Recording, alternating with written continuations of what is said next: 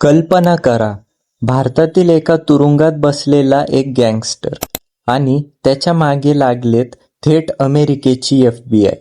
एका ऑपरेशनने अनेक देश हादरले, 50हून अधिक ठिकाणी छापे, अनेक संशयित ताब्यात आणि आता असा दावा केला जातोय की पुढचा नंबर लॉरेन्स बिश्नोईचा असू शकतो. पण थांबा, FBIने एवढी मोठी कारवाई का केली? ऑपरेशन हार्डबॉलमध्ये नेमकं काय सापडलं? आणि सर्वात मोठा प्रश्न, भारत अमेरिकेला लॉरेन्स बिश्नोईचा ताबा देणार का?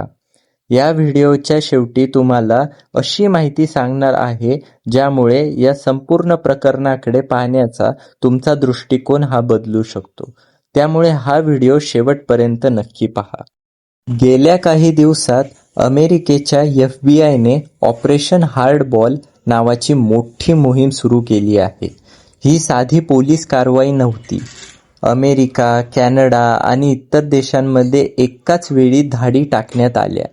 अनेक संशयितांना ताब्यात घेण्यात आले आणि तपास यंत्रणांनी दावा केला की त्यांनी एका मोठ्या आंतरराष्ट्रीय गुन्हेगारी नेटवर्कवर कारवाई केली आहे. आणि याच ठिकाणी समोर येतं एकच नाव, लॉरेन्स बिश्नोई. प्रश्न असा आहे, भारतातील तुरुंगात असलेला एक आरोपी अमेरिकेच्या तपास यंत्रणांच्या रडारवर कसा आला? अमेरिकेच्या आरोपांनुसार तुरुंगात असतानाही त्याचं कथित नेटवर्क अनेक देशांमध्ये सक्रिय होते. खंडणी, ड्रग्ज, शस्त्रांची तस्करी आणि गंभीर गुन्ह्यांशी संबंधित आरोप तपासात मांडले गेले आहेत. मात्र लक्षात ठेवा, हे तपास यंत्रणांचे आरोप आहेत. न्यायालयाने यावर अंतिम निर्णय अजूनही दिलेला नाही. आता येतो सर्वात मोठा प्रश्न, भारत अमेरिकेला लॉरेन्स बिश्नोईचा ताबा देणार का?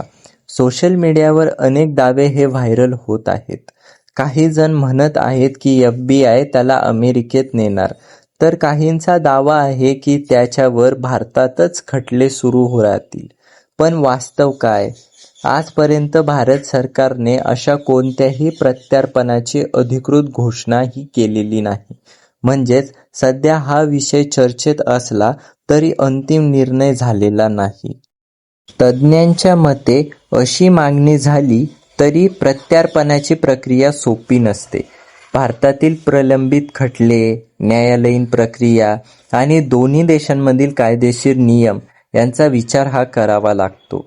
म्हणून सोशल मीडियावर फिरणाऱ्या प्रत्येक दाव्यावर विश्वास ठेवण्याऐवजी अधिकृत माहितीकडे लक्ष देणे हे महत्त्वाचे आहे. मात्र एक गोष्ट ही स्पष्ट आहे, या कारवाईनंतर लॉरेन्स बिश्नोई आणि त्याच्या कथित नेटवर्ककडे जगभरातील तपास यंत्रणांचे लक्ष अधिक वेधले गेलेले आहे. आता पुढे कोणती नवी माहिती समोर येते? आणखी अटक होते का? किंवा प्रत्यार्पणाबाबत काही अधिकृत निर्णय होतो का? याकडे सर्वांचे लक्ष आहे. पुढील काही दिवस या प्रकरणासाठी अत्यंत महत्त्वाचे हे ठरू शकतात. एक गोष्ट मात्र यात स्पष्ट आहे, ऑपरेशन हार्डबॉलमुळे कथित आंतरराष्ट्रीय गुन्हेगारी नेटवर्कवर मोठा दबाव निर्माण झाला आहे. आता पुढचं पाऊल काय असेल? FBI आणखी कोणती नवं उघड करणार? भारत आणि अमेरिका पुढे काय निर्णय घेणार? यांचं उत्तर येणारे दिवस ठरवतील. तुमचं मत काय आहे? भारताने लॉरेन्स बिश्नोईला अमेरिकेकडे सोपवावे का? कमेंटमध्ये एकदा नक्की कळवा. अशाच मोठ्या आणि विश्वासार्ह अपडेटीसाठी न्यूज एक्सप्रेस 24x7 ला सबस्क्राईब करा.